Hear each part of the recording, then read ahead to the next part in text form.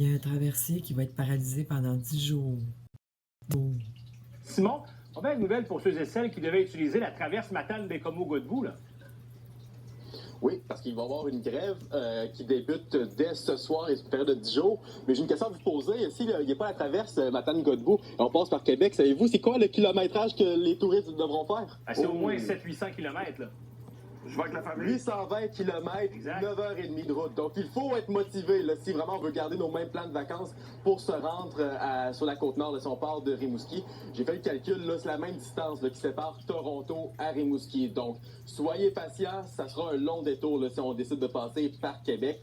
L'enjeu, comme je vous dis, là, c'est la grève des traversiers. Ça fait 2 ans que l'entente collective est échue. Bref, donc, ça va être difficile là, de renégocier, d'autant plus qu'on apprend que possiblement que l'employeur voudrait revoir à la baisse certaines conditions de travail. Donc, rien n'indique qu'il va y avoir une entente d'ici la fin de la journée. Donc, effectivement, une grève sur une période de 10 jours du 4 au 13 juillet.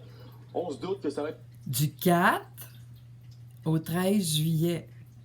Du 4 au 13 juillet.